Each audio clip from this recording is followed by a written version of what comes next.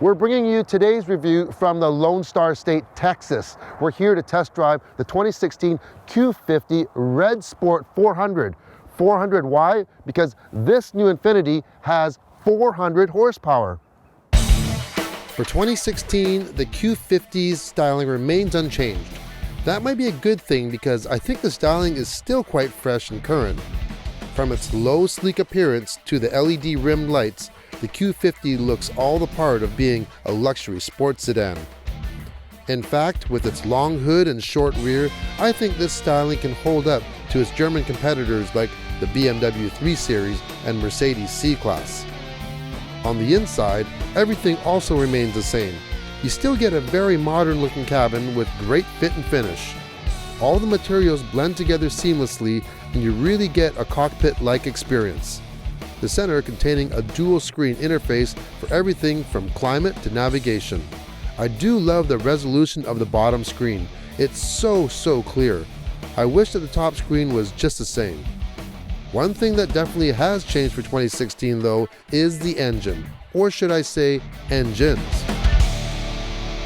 Okay, for 2016, the Infiniti Q50 gets a whole bunch of new power plants. First of all, there is a hybrid version even, if you want to save a little fuel, but there's also a new 2-liter 4-cylinder turbo and 2 V6 twin turbos, and we are in the one right now, which is called the Red Sport 400, which has 400 horsepower. There is one below this with 300 horsepower, but this is the one we're going to concentrate on today.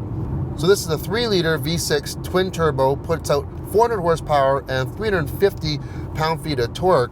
And I can tell you right now, it has a lot of scoot and get up and go. Now this is a rear-wheel drive version. In Canada, we will only get an all-wheel drive version, and I can tell you with 400 horsepower with the rear-wheel drive, you can actually get this thing breaking loose quite easily. It's going to be a little bit harder, but a lot easier to drive for sure with this much power. When the Q50 was first introduced, it really was a technological marvel, and one of the first that it did have was direct adaptive steering. And what that is steering by wire. There is nothing connecting the steering wheel to the steering rack and the box. It's a digital thing, so the line between the real world and the digital world is really getting a little bit more blurry right now. Basically with this digital steering, it's kind of like you're playing a video game, really.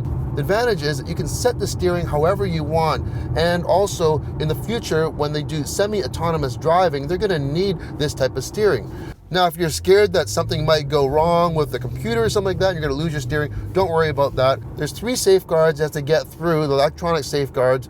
If all of those fail, then it does have a mechanical backup where the shaft will connect to the steering wheel, so there's nothing to worry about. So they've taken that direct adaptive steering and they've retuned it for even better response and better feel. Also new for the Q50 is a digital suspension. So now you can set how you want your suspension, if you want it in a comfort mode, more of a sport mode. Also for the drive mode, you have your regular settings all the way up to Sport Plus, but you also have a personal setting where you can set everything to your liking, however you want your steering, your transmission, your suspension, and you can just set it to that and it'll always be there. Very handy. Q50 has a 7-speed automatic transmission. When you're in sport mode, it's very quick in shifting. Downshifts are just as quick, very nice, but I do like how smooth it is when you just put it in regular drive, regular mode and comfort, and this really still drives like a luxury car, which I think that's what the Infiniti brand really stands for.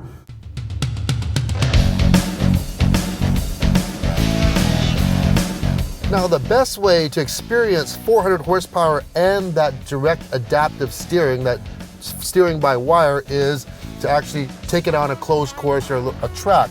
So Infiniti has been generous enough to build us this autocross course, and we're complete with slalom and everything else, and really test it out. So here we go.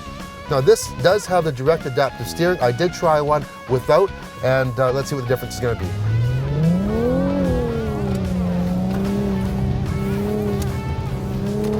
You can definitely feel it's more responsive. It's actually just quicker.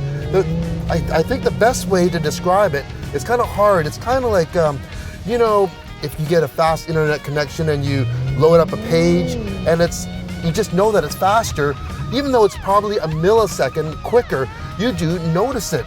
And so your inputs, it just feels like you're driving something more digital. But there is good feedback.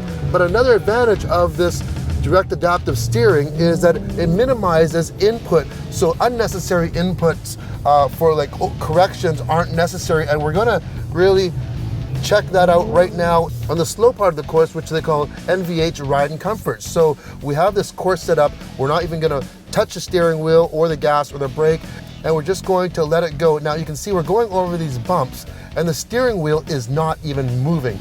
This was definitely not the case with the standard electric rack that you can get as well. So this dynamic adaptive steering, is it worth it? I think you really have to try it out. This Red Sport 400 Q50 really is my type of car, and let me tell you why. First of all, it's luxurious. You can drive this every day, and the interior is very comfortable. It rides really smooth. You put it in the comfort mode with that digital suspension. You can have the steering in comfort mode, and it's really easy to drive.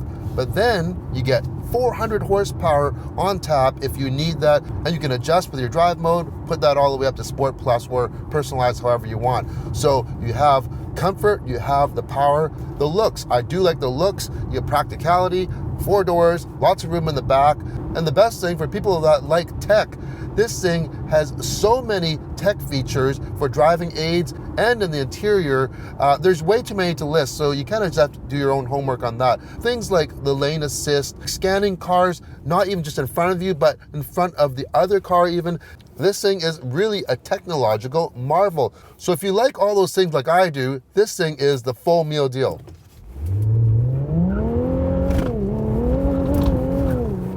Plus 400 horsepower. I have to say that again. Too much fun.